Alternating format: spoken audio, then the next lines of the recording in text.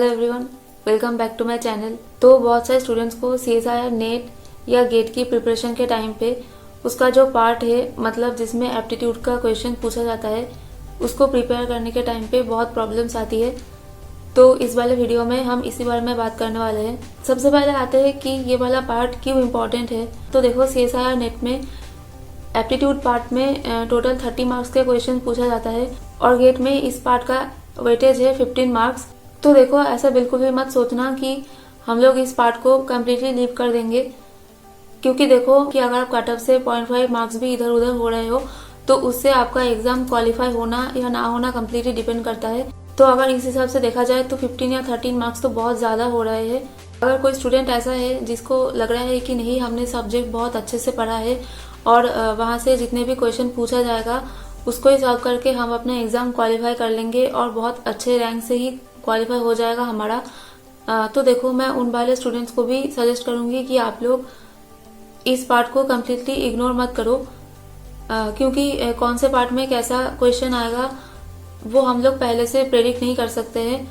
तो अगर ऐसा हो जाए कि सब्जेक्ट के पार्ट में थोड़ा टफ क्वेश्चन आ जाए तो ऐसे सिचुएशन में ये जो पार्ट है, मतलब एप्टीट्यूड का जो पार्ट है, उसमें अगर आप लोग अच्छे से परफॉर्म करके आओ तो आप लोगों का एग्जाम बहुत अच्छे से क्वालिफाई हो सकता है। तो इस पार्ट को बिल्कुल भी आपको इग्नोर नहीं करना है। नेट के लिए आप 15 to 20 मार्क्स और गेट के एग्जाम के लिए आप 8 to 10 मार्क्स इस पार्ट से टारगेट करके अपना प्रिपरेशन शुरू करो। तो अब आते हैं कि आप लोगों को कैसे प्रिपेयर करना चाहिए।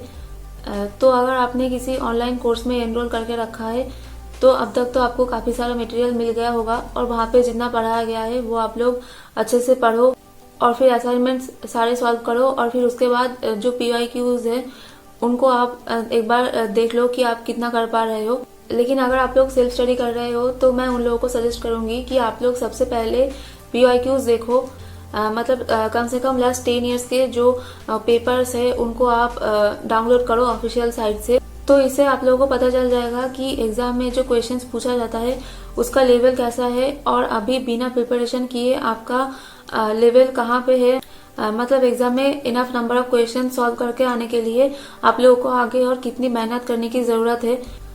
तो पहले आप क्वेश्चन सॉल्व करोगे, फिर उसके बाद आप लोग सिलेबस डाउनलोड करो। तो PYQs और सिलेबस देखने के बाद आपको पता चल जाएगा कि जो चैप्टर्स दिया गया है सिलेबस में उसमें से कौन से वाले चैप्टर का वेटेज कैसा है। तो आप उसके अकॉर्डिंग फिर अपना प्रिपरेशन शुरू करो। तो प्रिपेयर करने के लिए आप लोग एक काम कर सकते हो कि जिन वाले चैप्टर्स को आपको लगता है कि आपको पढ़ने की ज़रूरत है तो उन वाले चैप्टर्स को आप यूट्यूब में सर्च करो। तो आप देखोगे कि लगभग हर टॉपिक का ही कोई ना कोई वीडियो यूट्यूब में पहले से ही अपलोडेड है।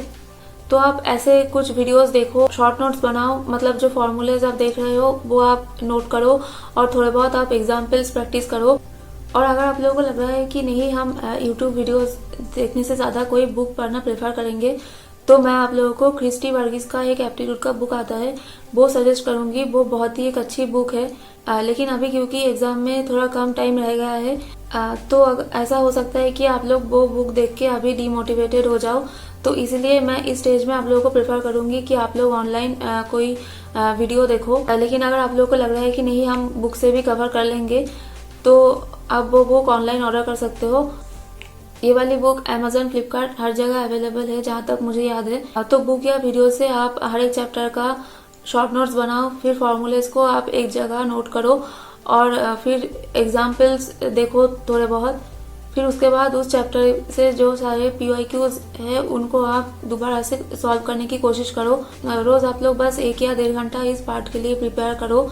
एग्जाम आते आते आप देखोगे कि बहुत अच्छे से प्रिपेयर हो गया होगा। और जो लोग सेल्फ स्टडी कर रहे हो उनके लिए एक बात मैं और कहना चाहूंगी कि मान लो आप PYQ सॉल्व कर रहे हो और वहां से आपके मान लो 1 ईयर के 3-4 क्वेश्चन सॉल्व नहीं हुए, तो उन वाले क्वेश्चंस को तो आप ज़रूर से अपने फ्रेंड्स या सीनियर या टीचर से तो आप पूछोगे ही।